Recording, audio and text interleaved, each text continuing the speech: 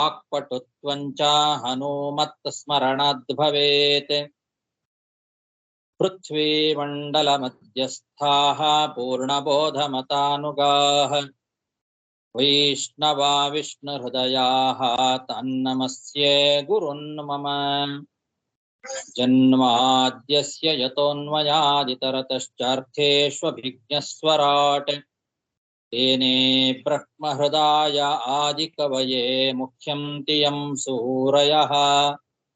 तेजो वारिमृदां यथा विनिमयो यत्र त्रिसर्गो मृषा धाम्ना स्वेन सदा निरस्तकुहकं सत्यं परं धीमहि। सृष्टिस्थित्यप्येहा नियतिदृशितमो बन्धमोक्षाश्च यस्मात् अस्य श्रीब्रह्मरुद्रप्रभृतिसुरनरद्वीषशत्रुत्मकस्य विष्णोर्व्यस्ताः समस्ताः सकलगुणनिधिः सर्वदोषव्यपेतः पूर्णानन्दो व्ययो यो गुरुरपि परमः चिन्तयेतं महान्तम्। यं प्रव्रजन्तमनुपेतमपेतकृत्यं द्वैपायनो विरहकातर आजुहाव पुत्रेति तन्मयतया तरवोऽपि नेदुः तं सर्वभूतहृदयं मुनिमानतोऽस्मि। श्रीगुरुभ्यो नमः। हरिः ओम्।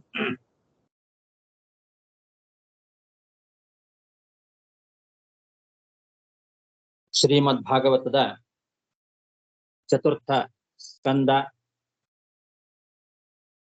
24ನೇ ಅಧ್ಯಾಯದಲ್ಲಿ ಇವತ್ತು 45ನೇ ಶ್ಲೋಕ.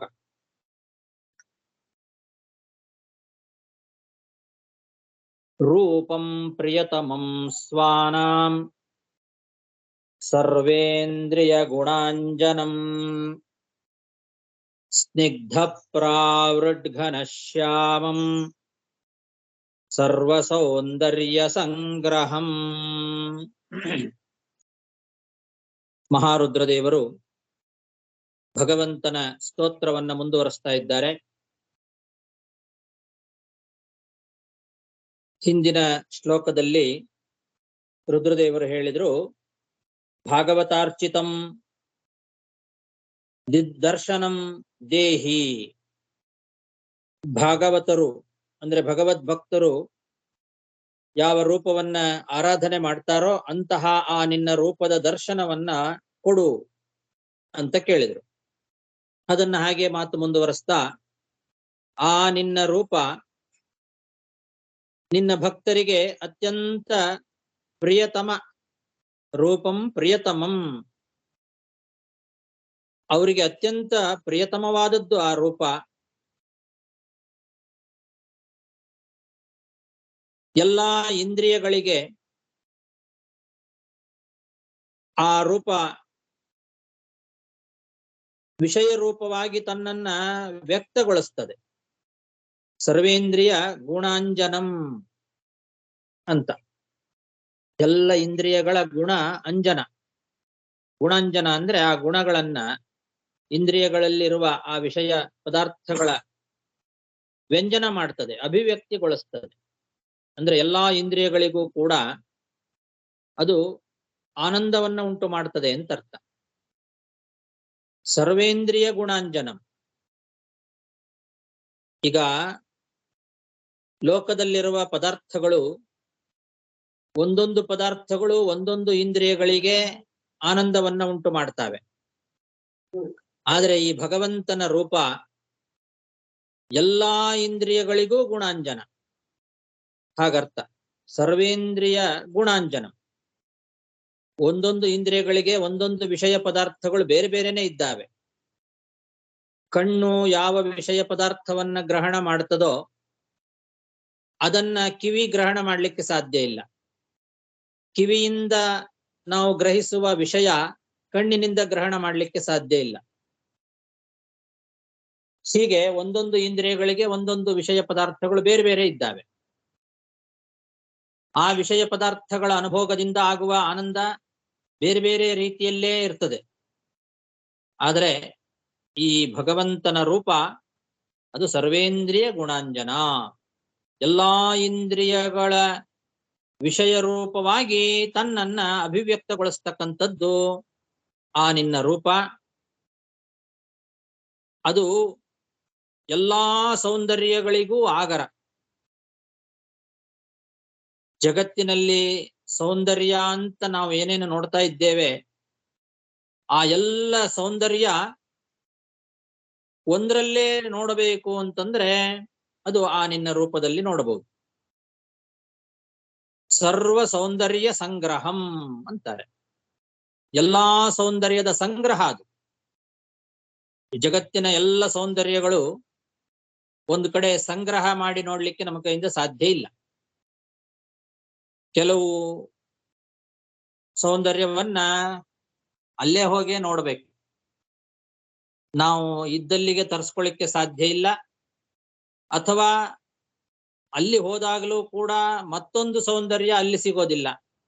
ಆ ಸೌಂದರ್ಯ ಈ ಸೌಂದರ್ಯ ಎಲ್ಲವನ್ನೂ ಒಂದೇ ಕಡೆಯಲ್ಲೇ ತಂದು ನೋಡಬೇಕು ಅಂತಂದ್ರೆ ಅದು ಆ ಭಗವಂತ ನಿನ್ನ ರೂಪದಲ್ಲಿ ಮಾತ್ರ. ಸರ್ವ ಸೌಂದರ್ಯ ಸಂಗ್ರಹಂ, ಎಲ್ಲಾ ಸೌಂದರ್ಯದ ಸಂಗ್ರಹ. ವಿಜಯಧ್ವಜ ತೀರ್ಥರು ಸರ್ವ ಸೌಂದರ್ಯಾಣಂ ಸಂಗ್ರಹಂ ಪಾತ್ರಂ ಅಂತ ಅರ್ಥ ಬರೀತಾರೆ. ಸಂಗ್ರಹ ಅಂದ್ರೆ ಎಲ್ಲಾ ತಗೊಂಡು ಬಂದು ಒಂದ್ ಕಡೆ ಇಡೋದು ಅಂತ ಅರ್ಥ ಅಲ್ಲ. ಸಂಗ್ರಹ ಅಂದ್ರೆ ಪಾತ್ರಂ ಅನ್ನೋ ಅರ್ಥವನ್ನ ಬರೀತಾರೆ. ಸರ್ವ ಸೌಂದರ್ಯ ಪಾತ್ರ ಅಂದ್ರೆ ಎಲ್ಲಾ ಸೌಂದರ್ಯಗಳಿಗೆ ಅದು ಆಗರ, ಆಶ್ರಯ. ಸ್ನಿಗ್ಧ ಪ್ರಾವೃಡ್ ಘನಶ್ಯಾಮಂ, ಮಳೆಗಾಲದಲ್ಲಿ ಮೋಡ ನೀರು ತುಂಬಿಕೊಂಡಾಗ ಯಾವ ರೀತಿ ಶ್ಯಾಮಲ ವರ್ಣದಿಂದ ಕೂಡಿರ್ತದೋ ಹಾಗೆ ಭಗವಂತನ ಆ ನಿನ್ನ ರೂಪ.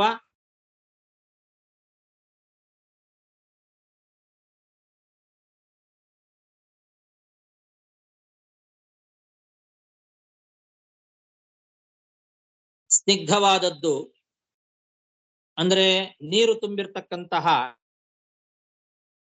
ಮಳೆಗಾಲದ ಮೋಡ. ಆ ಮಳೆಗಾಲದ ಮೋಡ ಹೇಗೆ ಕಪ್ಪಾಗಿ, ಕಪ್ಪು ಅಂದ್ರೆ ಪೂರ್ತಿ ಕಪ್ಪಲ್ಲ, ಶ್ಯಾಮಲ ವರ್ಣ, ಆ ರೀತಿಯಲ್ಲಿ ಎಲ್ಲ ಸೌಂದರ್ಯದಿಂದ ಕೂಡಿರ್ತಕ್ಕಂಥದ್ದು ಆ ನಿನ್ನ ರೂಪ. ಅಂತಹ ರೂಪದ ದರ್ಶನವನ್ನ ನಿನ್ನ ಭಕ್ತರಿಗೆ ಕೊಡು ಅಂತ ಆ ಹಿಂದಿನ ಶ್ಲೋಕದಿಂದ ಅನ್ವಯವನ್ನ ಇಟ್ಟುಕೊಳ್ಬೇಕು. ರೂಪಂ ಪ್ರಿಯತಮಂ ಸ್ವಾನಾಂ ಸರ್ವೇಂದ್ರಿಯ ಗುಣಾಂಜನಂ ಸ್ನಿಗ್ಧ ಪ್ರಾವೃಡ್ ಘನಶ್ಯಾಮಂ ಸರ್ವ ಸೌಂದರ್ಯ ಸಂಗ್ರಹಂ ಚಾರ್ವಾಯತ ಚತುರ್ಬಾಹು ಸುಜಾತ ರುಚಿರಾನನಂ ಪದ್ಮಕೋಶ ಪಲಾಶಾಕ್ಷಂ ಸುಂದರ ಭೃಸುನಾಸಿಕಂ. ಚಾರ್ವಾಯತ ಚತುರ್ಬಾಹು, ಆ ಭಗವಂತನ ರೂಪ ಹೇಗಿದೆ ಅಂದ್ರೆ 4 ಬಾಹುಗಳು. ಆ 4 ದೀರ್ಘವಾದ ಬಾಹುಗಳು ಸುಂದರವಾಗಿರ್ತಕ್ಕಂಥದ್ದು. ಚಾರು ಮತ್ತು ಆಯತ. ಚಾರ್ವಾಯತ ಅಂದ್ರೆ ಹಾಗೆ ಎರಡು, ಚಾರು ಮತ್ತು ಆಯತ. ಚಾರು ಅಂದ್ರೆ ಬಹಳ ಸುಂದರವಾದದ್ದು, ಆಯತ ಅಂತಂದ್ರೆ ವಿಶಾಲವಾದದ್ದು, ದೀರ್ಘವಾದದ್ದು ಬಾಹುಗಳು. ಅಂತಹ ಚತುರ್ಬಾಹು 4 ಬಾಹುಗಳು ಭಗವಂತನ ಆ ಬಾಹುಗಳು. ಆಜಾನ ಬಾಹು ಅಂತ ದೀರ್ಘವಾದ ಬಾಹುಗಳು, ಅದು ಚಾರು ಮತ್ತು ಆಯತ, ಸುಂದರವಾಗಿದೆ ಮತ್ತು ದೀರ್ಘವಾಗಿದೆ. ಅಂತಹ 4 ಬಾಹುಗಳು. ಸುಜಾತ ರುಚಿರಾನನಂ, ಒಳ್ಳೆ ಕೋಮಲವಾದ ಆಕರ್ಷಕವಾದ ಮುಖ. ಸುಜಾತ ರುಚಿರ ಆನನ, ಸುಜಾತ ಅಂದ್ರೆ ಕೋಮಲ ಅಂತ ಅರ್ಥ. ರುಚಿರ ಅಂದ್ರೆ ಒಳ್ಳೆ ಆಕರ್ಷಕವಾಗಿದೆ. ಅಂತಹ ಆನನ. ಸುಜಾತಂ ಅಂತಂದ್ರೆ ಮೇಲ್ನೋಟಕ್ಕೆ ಸುಜಾತ, ಜಾತ ಅಂದ್ರೆ ಹುಟ್ಟಿದ್ದು ಅನ್ನೋ ಅರ್ಥ ಬರ್ತದೆ. ಆ ಅರ್ಥ ಅಲ್ಲ ಇಲ್ಲಿ. ಸುಜಾತ ಅಂದ್ರೆ ಹೊಸದಾಗಿ ಹುಟ್ಟಿದ್ದು ಅಂತ ಅಲ್ಲ, ಹಾಗೆಲ್ಲ ಅರ್ಥ ಇಟ್ಟುಕೊಳ್ಬಾರ್ದು. ಸುಜಾತಂ ಕೋಮಲಂ ವಿದುಹು ಅಂತ ಕೋಶ. ಹಾಗಾಗಿ ಸುಜಾತ ಅನ್ನೋ ಶಬ್ದಕ್ಕೆ ಕೋಮಲ ಅಂತ ಅರ್ಥ. ಕೋಮಲವಾಗಿರ್ತಕ್ಕಂತಹ ಮುಖ ಮತ್ತು ರುಚಿರವಾದಂತಹ ಮುಖ. ರುಚಿರ ಅಂತಂದ್ರೆ ಒಳ್ಳೆ ಆಕರ್ಷಕವಾದದ್ದು ಅಂತಹ ಮುಖ. ಇನ್ನು ಆ ಕಣ್ಣುಗಳು ಪದ್ಮಕೋಶ ಪಲಾಶಾಕ್ಷಂ, ಕಮಲದಂತಹ ಕಣ್ಣುಗಳು. ಕಮಲದ ಕೋಶ, ಪದ್ಮಕೋಶ ಪಲಾಶ, ಕಮಲದ ದಳ. ಆ ಕಮಲದ ದಳದಂತೆ ಬಹಳ ಸುಂದರವಾಗಿರ್ತಕ್ಕಂತಹ ಕಣ್ಣುಗಳು. ಸುಂದರಭ್ರು, ಸುಂದರವಾದ ಹುಬ್ಬು. ಮತ್ತು ಸುನಾಸಿಕಂ, ಸುಂದರವಾದ ಮೂಗು ಉಳ್ಳವನು ಆ ಭಗವಂತ. ಅಂತಹ ನಿನ್ನ ರೂಪವನ್ನ ದರ್ಶನ ಕೊಡು. ಚಾರ್ವಾಯತ ಚತುರ್ಬಾಹು ಸುಜಾತ ರುಚಿರಾನನಂ ಪದ್ಮಕೋಶ ಪಕ್ಷಂ ಸುಂದರಭ್ರುಸುನಾಸಿಕಂ ಸುದ್ವಿಜಂ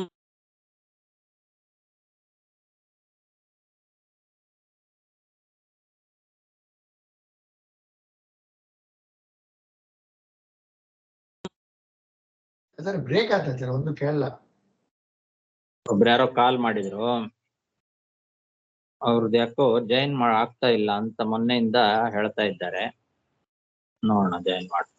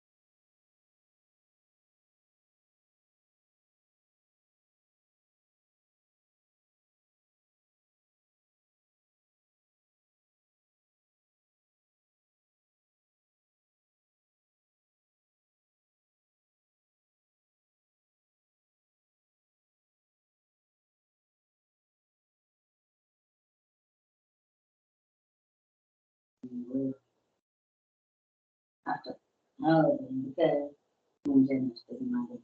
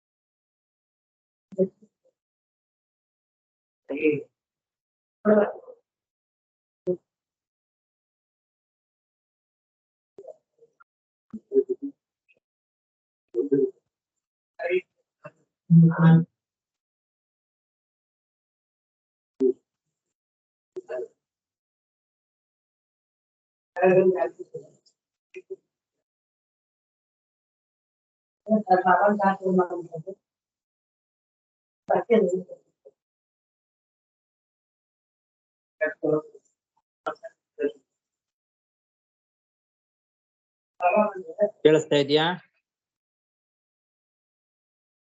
ಈಗ ಕೇಳ್ತದೆ, ಈಗ ಕೇಳ್ತದೆ. ಕೇಳಿಸ್ತಾ ಇದೆ.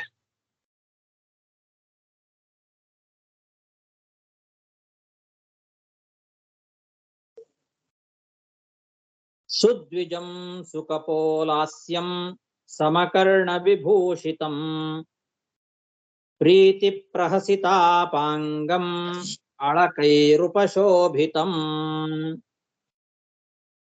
ಆ ಭಗವಂತನ ರೂಪವನ್ನ ಮುಂದುವರಿಸ್ತಾ ಇದ್ದಾರೆ ರುದ್ರದೇವರು ಸ್ತೋತ್ರ ಮಾಡ್ತಾ. ಸುದ್ವಿಜಂ, ಸುಂದರವಾದ ಹಲ್ಲುಗಳು. ಸುದ್ವಿಜಂ ಅಂದ್ರೆ ಸುಂದರವಾದ ಹಲ್ಲುಗಳು. ಸುಕಪೋಲ ಹಾಸ್ಯಂ, ಸುಂದರವಾದ ಕಪೋಲಗಳು, ಕೆನ್ನೆಗಳು. ಆ ಸುಂದರವಾದ ಕೆನ್ನೆಗಳಿಂದ ಕೂಡಿದ ಮುಖ. ಹಾಸ್ಯ ಅಂದ್ರೆ ಮುಖ. ಸುಕಪೋಲಾಸ್ಯಂ, ಸುಂದರವಾದಂತಹ ಕೆನ್ನೆಗಳಿಂದ ಒಪ್ಪುವಂತಹ ಮುಖವುಳ್ಳದ್ದಾಗಿದೆ. ಸಮಕರ್ಣ ವಿಭೂಷಿತಂ, ಸಮವಾದ ಕಿವಿಗಳು, ಆ ಕಿವಿಗಳಿಂದ ವಿಭೂಷಿತವಾಗಿದೆ. ಪ್ರೀತಿ ಪ್ರಹಸಿತ ಅಪಾಂಗಂ, ಪ್ರೀತಿಯ ಮಂದಹಾಸ ಏನಿದೆ ಆ ಮಂದಹಾಸದಿಂದ ಕೂಡಿದ ಅಪಾಂಗ, ಓರೆನೋಟ ಉಳ್ಳದ್ದಾಗಿದೆ. ಅಳಕೈಹಿ ಉಪಶೋಭಿತಂ, ಅಳಕಗಳು ಅಂತಂದ್ರೆ ಮುಂಗುರುಳುಗಳು. ಆ ಮುಂಗುರುಳುಗಳಿಂದ ಶೋಭಿತವಾಗಿದೆ ಮುಖ. ಅಂತಹ ಮುಖವುಳ್ಳವನು ಆ ಭಗವಂತ. ಸುದ್ವಿಜಂ ಸುಕಪೋಲಾಸ್ಯಂ ಸಮಕರ್ಣ ವಿಭೂಷಿತಂ ಪ್ರೀತಿ ಪ್ರಹಸಿತಾಪಾಂಗಂ ಅಳಕೈರುಪಶೋಭಿತಂ ಲಸತ್ ಪಂಕಜ ಕಿಂಜಲ್ಕ ದುಕೂಲಂ ಮೃಷ್ಟಕುಂಡಲಂ ಸ್ಫುರತ್ ಕಿರೀಟವಲಯ ಹಾರನೂಪುರಮೇಖಲಂ. ಲಸತ್ ಪಂಕಜ, ಅರಳಿರ್ತಕ್ಕಂತಹ ಕಮಲ. ಆ ಕಮಲದ ಕಿಂಜಲ್ಕ ಅಂದ್ರೆ ಪರಾಗಗಳು. ಆ ಅರಳಿದ ಕಮಲದ ಪರಾಗಗಳಂತೆ ಇರುವ ದುಕೂಲ ಬಟ್ಟೆ, ಪೀತಾಂಬರ. ಆ ಪೀತಾಂಬರ ಅರಳಿದ ಕಮಲದ ಪರಾಗದಂತೆ ಕಾಣಿಸ್ತಾ ಇದೆ. ಅಂತಹ ಸುಂದರವಾದ ಪೀತಾಂಬರವನ್ನು ಉಟ್ಟುಕೊಂಡಿದ್ದಾನೆ. ಮೃಷ್ಟ ಕುಂಡಲಂ, ಹೊಳಿತಕ್ಕಂತಹ ಕುಂಡಲಗಳು ಕಿವಿಯಲ್ಲಿ ಶೋಭಿಸ್ತಾ ಇದ್ದಾವೆ. ಸ್ಫುರತ್ ಕಿರೀಟ ವಲಯ ಹಾರ ನೂಪುರ ಮೇಖಲಂ. ಸ್ಫುರತ್, ಪ್ರಕಾಶಮಾನವಾದಂತಹ ಕಿರೀಟ, ಕಂಕಣಗಳು, ಹಾರ, ನೂಪುರ ಅಂದ್ರೆ ಕಾಲಿನ ಗೆಜ್ಜೆ, ಮೇಖಲ ಅಂದ್ರೆ ವಡ್ಯಾಣ, ಇವುಗಳಿಂದ ಕೂಡಿರ್ತಕ್ಕಂತಹ ಆ ರೂಪ. ಲಸತ್ ಪಂಕಜ ಕಿಂಜಲ್ಕ ದುಕೂಲಂ ಮೃಷ್ಟಕುಂಡಲಂ ಸ್ಫುರತ್ ಕಿರೀಟ ವಲಯ ಹಾರ ನೂಪುರ ಮೇಖಲಂ ಶಂಖ ಚಕ್ರ ಗದಾ ಪದ್ಮಮಾಲಾ ಮಣ್ಯುತ್ತಮರ್ಧಿಮತೆ ಸಿಂಹಸ್ಕಂಧಮುರೋ ಬಿಭ್ರತ್ ಸೌಭಗಗ್ರೀವ ಕೌಸ್ತುಭಂ. ಶಂಖ, ಚಕ್ರ, ಗದಾ, ಪದ್ಮ ಮತ್ತು ಮಾಲಾ, ವನಮಾಲೆ, ಮಣಿ, ರತ್ನಗಳು, ಇವೇ ಮೊದಲಾದಂತಹ ಉತ್ತಮರ್ಧಿಮತೆ, ಉತ್ತಮವಾದ ಆಭರಣಗಳು ಅವುಗಳಿಂದ ಶೋಭೆ ಉಳ್ಳದ್ದಾಗಿದೆ. ಸಿಂಹಸ್ಕಂಧಂ, ಸಿಂಹದಂತಹ ಸ್ಕಂಧ, ಹೆಗಲು. ಉರಹ, ಬಿಭ್ರತೆ, ಎದೆ ಯಾವುದರಿಂದ ಶೋಭಿಸ್ತಾ ಇದೆ ಅಂತಂದ್ರೆ ಸೌಭಗ ಗ್ರೀವ ಕೌಸ್ತುಭಂ, ಸೌಭಗವಾದ ಸುಂದರವಾದ ಶೋಭೆಯನ್ನು ತರ್ತಕ್ಕಂತಹ ಕೌಸ್ತುಭ ಮಣಿ. ಆ ಕೌಸ್ತುಭ ಮಣಿ ಕಂಠದಲ್ಲಿ ಶೋಭೆಯನ್ನ ತರ್ತಾ ಇದೆ. ಕಂಠಕ್ಕೆ ಶೋಭೆಯನ್ನ ತರುವ ಕೌಸ್ತುಭ ಮಣಿ ಎದೆಯಲ್ಲಿ ಶೋಭಿಸ್ತಾ ಇದೆ. ಅಂದ್ರೆ ಕಂಠದಿಂದ ಎದೆಯವರೆಗೆ ಆ ಕೌಸ್ತುಭ ಮಣಿಯನ್ನ ಧಾರಣೆ ಮಾಡಿದ್ದಾನೆ. ಅಂತಹ ರೂಪ. ಶಂಖ ಚಕ್ರ ಗದಾ ಪದ್ಮ ಮಾಲಾಮಣ್ಯುತ್ತಮರ್ಧಿಮತಿ ಸಿಂಹಸ್ಕಂಧಮುರೋ ಬಿಭ್ರತ್ ಸೌಭಗ್ರೀವ ಕೌಸ್ತುಭಂ ಶ್ರಿಯಾನಪಾಯಿನ್ಯಾ ಕ್ಷಿಪ್ತ ನಿಕಷಾಶ್ಮೋರಸೋಲ್ಲಸತೆ ಪೂರರೇಚಕ ಸಂವಿಘ್ನ ವಲಿಮತ್ ಪಲ್ಲವೋದರಂ. ಅನಪಾಯಿನ್ಯ ಶ್ರಿಯ ಲಕ್ಷ್ಮೀದೇವಿ ಅನಪಾಯಿನಿ ಅವಳು. ಅಂದ್ರೆ ಒಂದು ಕ್ಷಣವೂ ಭಗವಂತನನ್ನ ಬಿಟ್ಟು ಇರ್ತಕ್ಕಂಥವಳಲ್ಲ. ಒಂದು ಕ್ಷಣವೂ ಅಗಲದಂತಹ ಲಕ್ಷ್ಮೀದೇವಿ ಇರೋದ್ರಿಂದ ಅವನ ಎದೆಯಲ್ಲಿ ಆ ಭಗವಂತನ ಎದೆ ಬಂಗಾರದ ಓರೆಗಲ್ಲಿನ ಶೋಭೆಯನ್ನ ಅದು ಆಕ್ಷಿಪ್ತ ತಿರಸ್ಕಾರ ಮಾಡ್ತಾ ಇದೆ. ಅಂದ್ರೆ ಯಾವ ಬಂಗಾರವೂ ಕೂಡ ಪುಟಕ್ಕಿಟ್ಟಂತಹ ಚಿನ್ನ ಏನು ಬಹಳ ಶೋಭಿಸ್ತದೆ ಅಂತ ನಾವು ಹೇಳ್ತೇವೆ. ಆದ್ರೆ ಈ ಮಹಾಲಕ್ಷ್ಮೀ ದೇವಿ ಇರುವಂತಹ ಆ ಒಂದು ಭಗವಂತನ ಎದೆ ಆ ಒಂದು ಪುಟಕ್ಕಿಟ್ಟ ಚಿನ್ನವನ್ನು ಕೂಡ ತಿರಸ್ಕಾರ ಮಾಡ್ತದೆ. ಅದಕ್ಕಿಂತಲೂ ಅತ್ಯಂತ ಉತ್ತಮವಾಗಿರ್ತಕ್ಕಂತಹ ಶೋಭೆ ಅಂತ ಅರ್ಥ. ಯಾಕೆ? ಅನಪಾಯಿನ್ಯ ಶ್ರಿಯ, ಎಂದೂ ಅಗಲದೇ ಇರ್ತಕ್ಕಂತಹ ಆ ಮಹಾಲಕ್ಷ್ಮೀ ದೇವಿ ಅಲ್ಲಿದ್ದಾಳೆ ಆ ಎದೆಯಲ್ಲಿ. ಅಂತಹ ಶ್ರೀವತ್ಸ ಚಿಹ್ನೆ ಉಳ್ಳವನು ಆ ಭಗವಂತ. ಆಕ್ಷಿಪ್ತ ನಿಕಷಾಶ್ಮ ಉರಸೋಲ್ಲಸತ್ ಅಂತ ಅಂಥ ಎದೆಯಿಂದ ಶೋಭಿಸ್ತಾ ಇರ್ತಕ್ಕಂತಹ ರೂಪ. ಆಮೇಲೆ ಅವನ ಹೊಟ್ಟೆ ಪೂರ ರೇಚಕ ಸಂವಿಘ್ನ ವಲಿಮತ್ ಪಲ್ಲವೋದರಂ. ಶ್ವಾಸೋಚ್ಛ್ವಾಸ ಅದರಿಂದ ಚಲಿಸ್ತಾ ಇದೆ ತ್ರಿವಳಿಗಳು. ಆ ಹೊಟ್ಟೆಯಲ್ಲಿ ತ್ರಿವಳಿಗಳಿದ್ದಾವೆ, 3 ಗೆರೆಗಳು. ಅದು ಈ ಶ್ವಾಸೋಚ್ಛ್ವಾಸವನ್ನ ಮಾಡೋದ್ರಿಂದ ಪೂರ ರೇಚಕ ಅದರಿಂದ ಚಲಿಸ್ತಾ ಇದೆ, ಆ ಕಡೆಯಿಂದ ಈ ಕಡೆ ಚಲಿಸ್ತಾ ಇದೆ ಆ ತ್ರಿವಳಿಗಳು. ಅಂತಹ ಪಲ್ಲವೋದರಂ ಚಿಗುರಿನಂತಹ ಕೋಮಲವಾದ ಉದರ ಉಳ್ಳದ್ದು ಆ ರೂಪ. ಶ್ರಿಯಾನಪಾಯಿನ್ಯ ಕ್ಷಿಪ್ತ ನಿಕಷಾಶ್ಮೋರಸೋಲ್ಲಸತೆ ಪೂರರೇಚಕ ಸಂವಿಘ್ನ ವಲಿಮತ್ ಪಲ್ಲವೋದರಂ.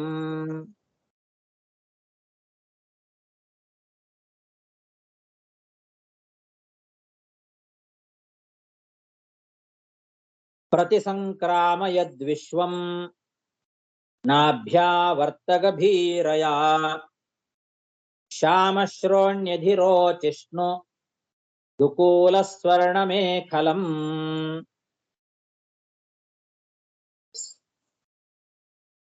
ಇನ್ನು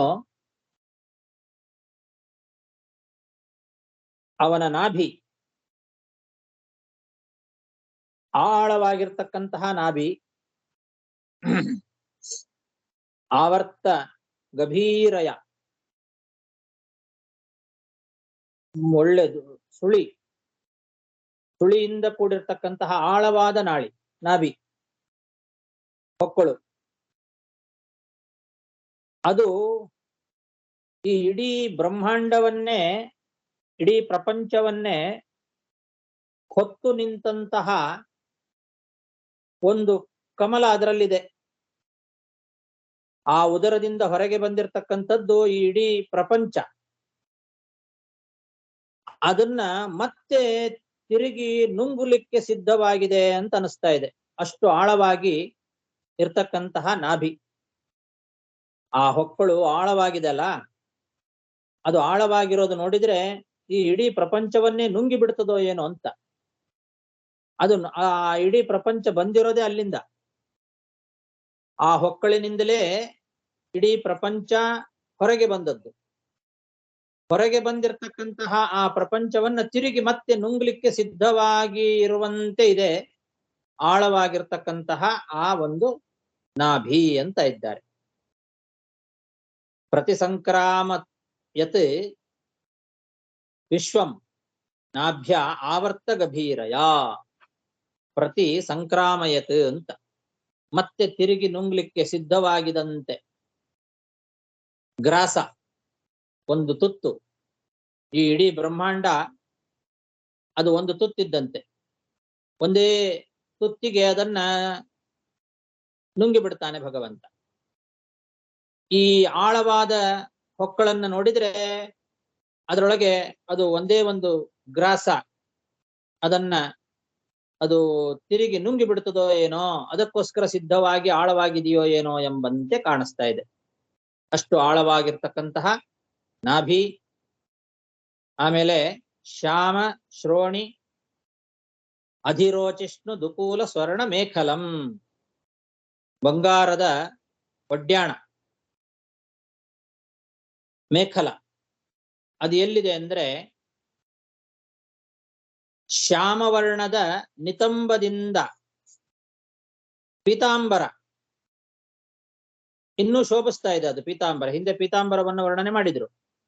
ಆ ಪೀತಾಂಬರ ಭಗವಂತನ ಶ್ಯಾಮ ಶ್ರೋಣ್ಯ ಅಧಿರೋಚಿಷ್ಣು, ಶ್ಯಾಮವರ್ಣದ ನಿತಂಬದಿಂದ ಆ ಪೀತಾಂಬರ ಇನ್ನೂ ಹೆಚ್ಚು ಶೋಭಿಸ್ತಾ ಇದೆ. ಅದರ ಮೇಲೆ ಬಂಗಾರದ ಒಡ್ಯಾಣ ಇದೆ, ಮೇಖಲ ಇದೆ.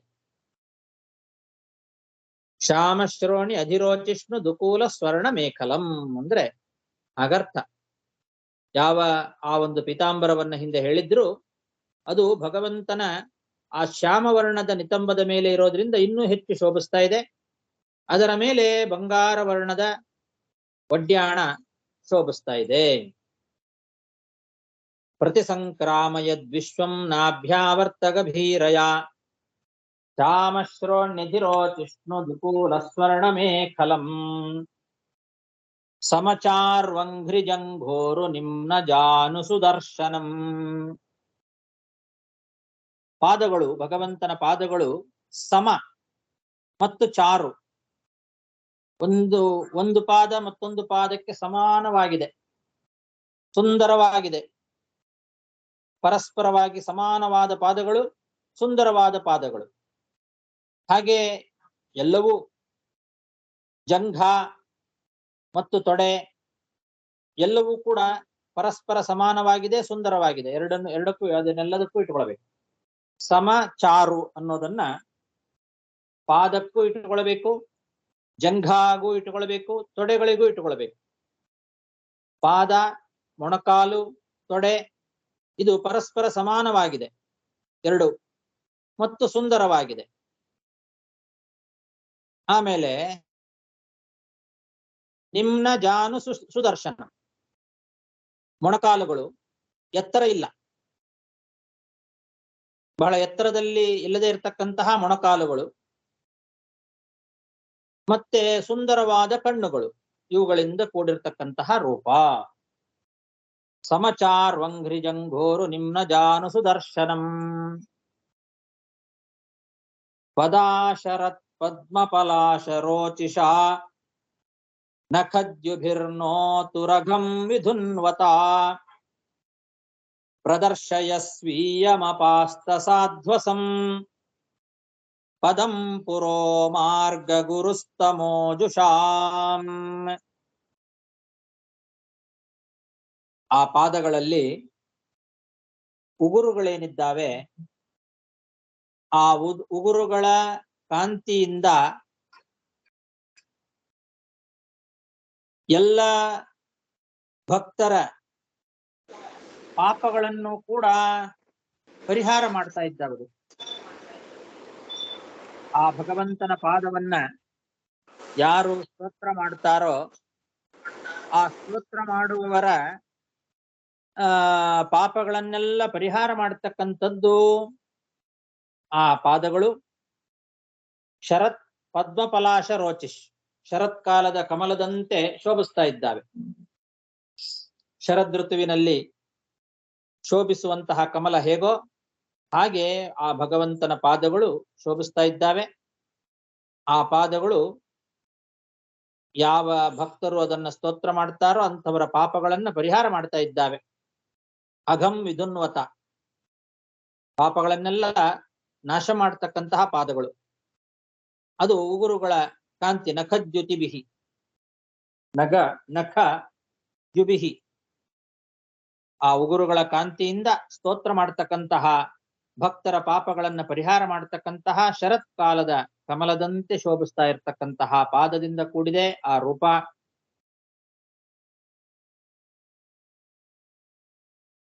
ನಮಗೆಲ್ಲ, ನಾವೆಲ್ಲ ಅಜ್ಞಾನಿಗಳು. ಅಜ್ಞಾನಿಗಳಾದಂತಹ ನಮಗೆ ಚರಮ ಶರೀರ ಉತ್ಕ್ರಮಣ ಆಗುವಾಗ ಅರ್ಚಿರಾದಿ ಮಾರ್ಗದಲ್ಲಿ ನಾವು ಹೋಗಬೇಕು. ಆ ಅರ್ಚಿರಾದಿ ಮಾರ್ಗವನ್ನ ತೋರಿಸ್ಲಿಕ್ಕೆ ಅದು ಗುರುವಂತೆ ಇದೆ ಅಂತಾರೆ.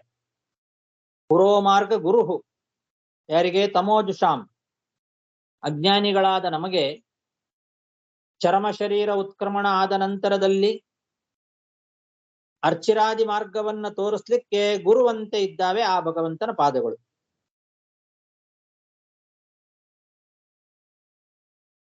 ಪುರೋ ಮಾರ್ಗ ಗುರುಹು.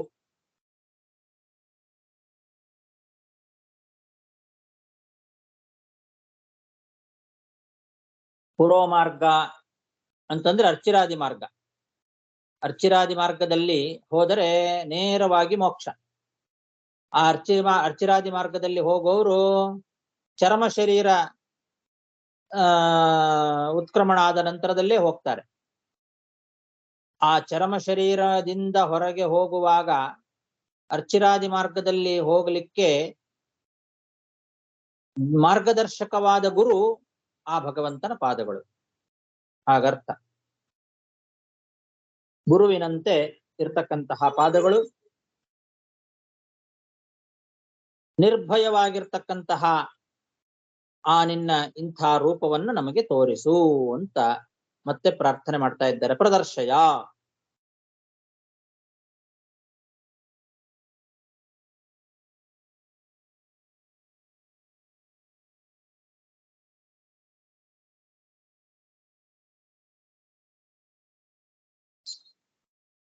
ಅಪಾಸ್ತ ಸಾಧ್ವಸಂ ಅಂದ್ರೆ ಭಯರಹಿತವಾದಂಥದ್ದು. ನಿನ್ನ ಆ ಒಂದು ಪಾದ, ಅಂತಹ ಪಾದಗಳನ್ನ ನಮಗೆ ದರ್ಶನ ಮಾಡಿಸು ಅಂತ ರುದ್ರದೇವರು ಆ ಭಗವಂತನ ಹತ್ರ ಪ್ರಾರ್ಥನೆ ಮಾಡ್ತಾ ಇದ್ದಾರೆ.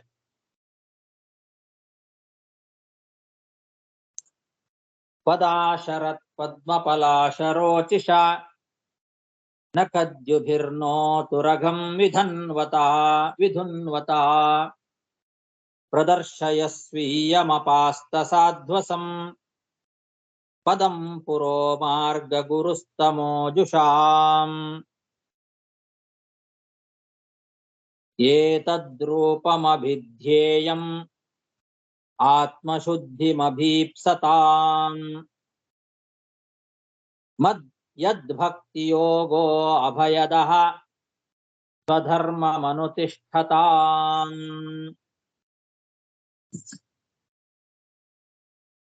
ಹೀಗೆ ಇದುವರೆಗೂ ಹೇಳಿದಂತಹ ರೂಪ, ಭಗವಂತನ ರೂಪವನ್ನ ರುದ್ರದೇವರು ಇದುವರೆಗೂ ಕೂಡ ಏನು ವರ್ಣನೆ ಮಾಡಿದ್ದಾರೆ ಆ ರೂಪದ ಬಗ್ಗೆ ತಾವೇ ಫಲವನ್ನ ಹೇಳ್ತಾ ಇದ್ದಾರೆ. ಇಂತಹ ರೂಪವನ್ನ ಮುಮುಕ್ಷುಗಳು ತಮ್ಮ ತಮ್ಮ ಯೋಗ್ಯತಾನುಸಾರ ಧ್ಯಾನ ಮಾಡಬೇಕು ಅಂತ ಹೇಳ್ತಾ ಇದ್ದಾರೆ. ಏತದ್ರೂಪಂ ಅನುಧ್ಯೇಯಂ, ಈ ರೂಪವನ್ನ ಧ್ಯಾನ ಮಾಡಬೇಕು. ಈಗ ಇದುವರೆಗೂ ಹೇಳಿದ ರೂಪವನ್ನ ಪೂರ್ಣವಾಗಿ ಧ್ಯಾನ ಮಾಡಲಿಕ್ಕೆ ಎಲ್ಲರ ಕೈಯಿಂದಲೂ ಸಾಧ್ಯ ಇಲ್ಲ. ಅದಕ್ಕೆ ಯಥಾ ಯೋಗ್ಯ, ಅವರವರ ಯೋಗ್ಯತಾನುಸಾರವಾಗಿ ಎಷ್ಟೆಷ್ಟು ಧ್ಯಾನ ಮಾಡಲಿಕ್ಕೆ ಸಾಧ್ಯನೋ ಅಷ್ಟಷ್ಟು ಧ್ಯಾನ ಮಾಡಬೇಕು. ಯಾರೋ ಮುಮುಕ್ಷುಗಳು, ಮೋಕ್ಷವನ್ನ ಬಯಸ್ತಕ್ಕಂಥವ್ರು ಯಾರಿದ್ದಾರೆ, ಆತ್ಮಶುದ್ಧಿಂ ಅಭೀಪ್ಸತಾಂ, ಆತ್ಮಶುದ್ಧಿ. ಆತ್ಮ ಅಂತಂದ್ರೆ ಜೀವ, ತನ್ನ ಶುದ್ಧಿ ಅಂದ್ರೆ ಈ ಸಂಸಾರ ಎಂಬ ಈ ಕೊಳಕನ್ನ ಪರಿಹಾರ ಮಾಡಿಕೊಂಡು ಶುದ್ಧನಾಗೋದು ಅಂದ್ರೆ ಮೋಕ್ಷ ಪಡೆಯೋದು ಅಂತ ಅರ್ಥ. ಆತ್ಮಶುದ್ಧಿ ಅಭೀಪ್ಸತಾಂ, ಆತ್ಮಶುದ್ಧಿಯನ್ನ ಬಯಸ್ತಕ್ಕಂಥವ್ರು ಅಂತಂದ್ರೆ ಮೋಕ್ಷವನ್ನ ಬಯಸ್ತಕ್ಕಂಥವ್ರು ಅಂತ ಅರ್ಥ. ಆತ್ಮನಃ ಅಂದ್ರೆ ತನ್ನ, ಶುದ್ಧಿ ಅಂದ್ರೆ ಸಂಸಾರದಿಂದ ಮುಕ್ತಿ, ಅದೇ ಆತ್ಮಶುದ್ಧಿ. ಅಂತಹ ಆತ್ಮಶುದ್ಧಿಯನ್ನ ಬಯಸ್ತಕ್ಕಂಥವ್ರು ಈ ರೂಪವನ್ನ ಧ್ಯಾನ ಮಾಡಬೇಕು. ಈಗ ನಾನು ಏನು ವರ್ಣನೆ ಮಾಡಿದೆ ಇಂತಹ ಆ ಭಗವಂತನ ರೂಪವನ್ನ ಧ್ಯಾನ ಮಾಡಬೇಕು. ಈ ಧ್ಯಾನ ಸ್ವಧರ್ಮಾನುಷ್ಠಾನವನ್ನ ಮಾಡ್ತಕ್ಕಂಥವರಿಗೆ, ಸ್ವಧರ್ಮ ಅನುತಿಷ್ಠತಾಂ, ತಮ್ಮ ತಮ್ಮ ವರ್ಣಾಶ್ರಮ ವಿಹಿತವಾದ ಧರ್ಮವನ್ನ ಅನುಷ್ಠಾನ ಮಾಡ್ತಕ್ಕಂತಹ ಯಾವ ಭಕ್ತರಿದ್ದಾರೆ ಅಂತಹ ಭಕ್ತರಿಗೆ ಮೋಕ್ಷವನ್ನ ತಂದು ಕೊಡುತ್ತದೆ. ಅಭಯದಃ, ಅಭಯದಃ ಅಂದ್ರೆ ಮೋಕ್ಷವನ್ನ ತಂದು ಕೊಡ್ತದೆ. ಭಕ್ತಿಪೂರ್ವಕವಾಗಿ ಧ್ಯಾನ ಮಾಡಬೇಕು. ಯದ್ ಭಕ್ತಿ ಯೋಗ, ಈ ರೂಪವನ್ನ ಭಕ್ತಿಪೂರ್ವಕವಾಗಿ ಸ್ವಧರ್ಮಾನುಷ್ಠಾನವನ್ನ ಮಾಡ್ತಕ್ಕಂಥವ್ರು, ತಮ್ಮ ತಮ್ಮ ವರ್ಣ ಮತ್ತು ಆಶ್ರಮಗಳಿಗೆ ವಿಹಿತವಾದ ಧರ್ಮವನ್ನ ಅನುಷ್ಠಾನ ಮಾಡ್ತಕ್ಕಂಥವ್ರು ಭಕ್ತಿಪೂರ್ವಕವಾಗಿ ಈ ರೂಪವನ್ನ ತಮ್ಮ ತಮ್ಮ ಯೋಗ್ಯತಾನುಸಾರವಾಗಿ ಧ್ಯಾನವನ್ನ ಮಾಡಿದರೆ ಆ ಧ್ಯಾನ ಅವರಿಗೆ ಮೋಕ್ಷವನ್ನ ತಂದು ಕೊಡುತ್ತದೆ. ನಿತ್ಯ ಅಭಯದ, ಅಭಯದ ಅಂದ್ರೆ ನಿತ್ಯ ಅಭಯ, ನಿತ್ಯಾಭಯ ಅಂದ್ರೆ ಮೋಕ್ಷ. ಅಂತಹ ಮೋಕ್ಷವನ್ನ ತಂದು ಕೊಡ್ತಕ್ಕಂಥದ್ದು ಈ ಒಂದು ಧ್ಯಾನ.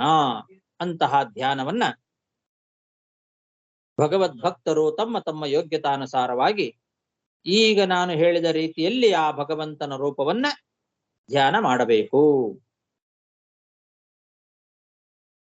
ಏತದ್ರೂಪಂ ಅಭಿಧ್ಯೇಯಂ ಆತ್ಮಶುದ್ಧಿಮಭೀಪ್ಸತಾಂ ಯದ್ಭಕ್ತಿಯೋಗೋ ಭಯದಃ ಸ್ವಧರ್ಮಂ ಅನುತಿಷ್ಠತಾಂ.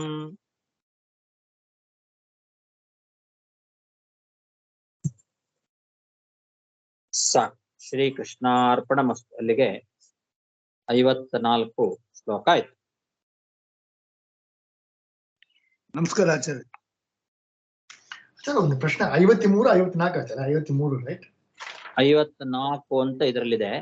ಓಕೆ. ಅದನ್ನ ಅದು ಹಿಂದಿನ ಶ್ಲೋಕದಲ್ಲಿ 3 ಲೈನ್ ಇದೆ ಅಲ್ಲ, ಒಂದು ಅದರಲ್ಲಿ 2 ಲೈನ್ ಅನ್ನ ಒಂದು ಶ್ಲೋಕ ಮಾಡಿ 1 ಲೈನ್ ಅನ್ನ ಒಂದು ಪ್ರತ್ಯೇಕ ಶ್ಲೋಕ ಅಂತ ಇಟ್ಟುಕೊಂಡ್ರೆ ಆವಾಗ 54 ಆಗ್ತದೆ. ಇಲ್ಲದೆ ಇದ್ರೆ 53 ಆಗ್ತದೆ. ಆ 3 ಲೈನಿಂದ 1 ಶ್ಲೋಕ ಅಂತ ಇಟ್ಟುಕೊಂಡ್ರೆ 53 ಆಗತ್ತೆ ಅಷ್ಟೇ. ಓಕೆ. ಸರ್ ಈ 52, 53 ರೈಟ್? ಸೊ ನಿಮ್ಮ ಇದು ಪಡಿ ಅಲ್ಲಿ ಚರ್ಮ ಶರೀರ ಬಿಟ್ಟು ಹೋದ್ರ ನಂತರ ಚರ್ಮ ಶರೀರದಿಂದ ಅನಿರುದ್ಧ ದೇಹ, ಏನು ಚರ್ಮ ಶರೀರ ಎಂಬುದು? ಚರ್ಮ ಶರೀರ ಅಂದ್ರೆ ಈಗ ನಮಗೆ ಕರ್ಮಾನುಸಾರವಾಗಿ ಅನೇಕ ಶರೀರಗಳು ಬರ್ತಾವೆ. ಈ ಶರೀರವನ್ನ ನಾವು ಬಿಟ್ಟು ಹೋದ ತಕ್ಷಣದಲ್ಲೇ ನಾವು ಅರ್ಚಿರಾದಿ ಮಾರ್ಗದಲ್ಲಿ ಮೋಕ್ಷಕ್ಕೆ ಹೋಗೋದಿಲ್ಲ. ಈ ಶರೀರದಿಂದ ಮಾಡಿದ ಕರ್ಮಗಳು, ಪುಣ್ಯ ಪಾಪ ಏನಿದೆ ಅದಕ್ಕೆ ಫಲ ಸ್ವರ್ಗ ನರಕ ಮೊದಲಾದವುಗಳನ್ನ ಅನುಭವಿಸ್ಲಿಕ್ಕೆ ಆ ಬೇರೆ ಬೇರೆ ಲೋಕಗಳಿಗೆ ಹೋಗ್ತೇವೆ. ಅರ್ಚಿರಾದಿ ಮಾರ್ಗದಲ್ಲಿ ಹೋಗೋದು ಎಲ್ಲಾ ಸಾಧನೆ ಪರಿಪೂರ್ಣ ಆದ ಮೇಲೆ ಮೋಕ್ಷ ಹೋಗುವ ದಾರಿ. ಅದು ಅರ್ಚಿರಾದಿ ಮಾರ್ಗ. ಅದು ಚರ್ಮ ಶರೀರ. ಆ ಶರೀರ ಹೋಯ್ತು ಅಂದ್ರೆ ಆಮೇಲೆ ಮತ್ತೆ ಇನ್ನೊಂದು ಶರೀರ ಬರೋದಿಲ್ಲ, ನೇರವಾಗಿ ಮೋಕ್ಷಕ್ಕೆ ಹೋಗ್ತಾರೆ. ಆ ಚರ್ಮ ಶರೀರ ಕಳೆದು ಹೋಗುವ ದಾರಿಯಲ್ಲಿ ಅಂತ ಅರ್ಥ. ಇಲ್ಲ, ನಾವು ಜೀವನ ಮೇಲೆ ಲಿಂಗ ದೇಹ, ಆಮೇಲೆ ಅನಿರುದ್ಧ ದೇಹ, ಆಮೇಲೆ ಬಂದು ಈ ಸ್ಥೂಲ ದೇಹ ಅಲ್ಲ ಇದು. ಅದನ್ನ ಹೇಳ್ತಾ ಇಲ್ಲ ಇಲ್ಲಿ. ಇಲ್ಲಿ ನಾವು ಈ ಸ್ಥೂಲ ಶರೀರ ಕರ್ಮಾನುಸಾರವಾಗಿ ಬೇರೆ ಬೇರೆ ಶರೀರಗಳು ಬರ್ತದಲ್ಲ, ವಾಸಾಂಶ ಜೀರ್ಣಾನಿ ಯಥಾ ವಿಹಾಯ, ಅದು ಆ ಶರೀರದ ಬಿಟ್ಟು ಹೋಗುವಾಗ ಈಗ ನಾವು ಈ ಶರೀರ ಬಿಟ್ಟು ಹೋಗುವಾಗ ನಾವು ಹೋಗುವ ಮಾರ್ಗ ಬೇರೆ, ಅದು ಅರ್ಚಿರಾದಿ ಮಾರ್ಗ ಅಲ್ಲ. ಅದನ್ನ ಹೇಳ್ತಾ ಇರೋದು. ಅಲ್ಲಿ ಸ್ಥೂಲ ಶರೀರ ಆಯ್ತು. ಸ್ಥೂಲ ಶರೀರ ಮೇಲೆ ಒಂದು ಶರೀರ ಇದಲ್ಲವಾ, ಸೂಕ್ಷ್ಮ ಶರೀರ, ಸೂಕ್ಷ್ಮ ಶರೀರ ರೈಟ್? ಅನಿರುದ್ಧ ಶರೀರ, ಸೂಕ್ಷ್ಮ ಶರೀರ ಇಲ್ವ? ಎರಡು ಸೇಮ್. ಹೌದು. ಆ ಶರೀರ ಹೋಗತ್ತಾನೆ ಹೇಳ್ತಾರೆ. ಇಲ್ಲ, ಇದು ಬೇರೆ ಶರೀರ ಅಂತ ಹೇಳ್ತಾನೆ. ಆ ಸೂಕ್ಷ್ಮ ಶರೀರದಲ್ಲಿ ಹೋಗತ್ತಾನೆ ಹೇಳ್ತಾರೆ. ಚರ್ಮ ಶರೀರನ ಸೂಕ್ಷ್ಮ ಶರೀರವ? ಚರ್ಮ ಶರೀರ ಅಂತಂದ್ರೆ ಚರ್ಮ ಶರೀರವನ್ನ ಬಿಟ್ಟು ಹೋಗುವಾಗ ಅಂತ ನೀವು ಹೇಳ್ತಾ ಇರೋದಾ? ಇಲ್ಲಿ ಹೇಳ್ತಾರಲ್ಲ ಚರ್ಮ ಶರೀರ ಬಿಟ್ಟು ಆಚಾರ್ಯ ಮಾರ್ಗದಲ್ಲಿ ಹೋಗ್ಬೇಕು ಇಲ್ಲ ಇಲ್ಲ, ಅದಿದೆ ಸ್ಥೂಲ ಶರೀರನೇ. ಓಕೆ. ಸ್ಥೂಲ ಶರೀರದಿಂದ ಹೋಗುವಾಗ ಅನಿರುದ್ಧ ಶರೀರದಿಂದಲೇ ಹೋಗೋದು. ಅರ್ಚಿರಾದಿ ಮಾರ್ಗಕ್ಕೂ ಕೂಡ ಅನಿರುದ್ಧ ಶರೀರದಿಂದಲೇ ಹೋಗೋದು. Okay okay. ಹೋಗುವ ಮಾರ್ಗ ಅರ್ಚಿರಾದಿ ಮಾರ್ಗ. ಓಕೆ. ಸ್ಥೂಲ ಈ ಶರೀರ ಸ್ಥೂಲ ಶರೀರ ಬಿಟ್ಟು ಹೋಗುವಾಗ್ಲೂ ಕೂಡ ನಾವು ಹೋಗೋದು ಅನಿರುದ್ಧ ಶರೀರದಿಂದಲೇ. ರೈಟ್. ಆದ್ರೆ ಈಗ ಹೋಗೋದು ನಮ್ದು ಕೊನೆ ಶರೀರ ಅಲ್ಲ. ಇದಾದ್ಮೇಲೆ ಮತ್ತೊಂದು ಶರೀರ ಬರುತ್ತೆ. ಆದ್ರಿಂದ ಸರಿ. ಮತ್ತೊಂದು ಶರೀರ ಬರಬಾರದು. ಕೊನೆ ಶರೀರ ಅಂದ್ರೆ ಹಾಗೆ. ಮತ್ತೊಂದು ಸ್ಥೂಲ ಶರೀರ ಬರಬಾರದು ಅಂತ. ಓಕೆ. ಅದನ್ನ ಒಂದು ಚರ್ಮ ಶರೀರ ಅಂತ ಹೇಳ್ತಾರೆ. ಅದಾದ್ರು ಚರ್ಮ ಶರೀರ ಅಂದ್ರೆ ಮೋಕ್ಷಕ್ಕೆ ಹೋಗುವ ಹಿಂದಿನ ಶರೀರ. ಓಕೆ. ಕೊನೆಯದು. ಓಕೆ. ಸಾಧನೆ ಮಾಡುವ ಕೊನೆಯ ಶರೀರ. ಆಯ್ತಾಯ್ತು. ಹರೇ ಶ್ರೀನಿವಾಸ. ನಮಸ್ಕಾರ ಗುರುಗಳೇ. ಹರೇನು ಹರೇನು. ಹಾ. ಬಂತ? ಹರೇನು ಆಚಾರ್ಯ. ನಿಮ್ದು ಬಂದಿದೆ, ಆದ್ರೂ ರೆಡ್ ಕಾಣಿಸ್ತಾ ಇದೆ. ಹರೇ ನಮಃ.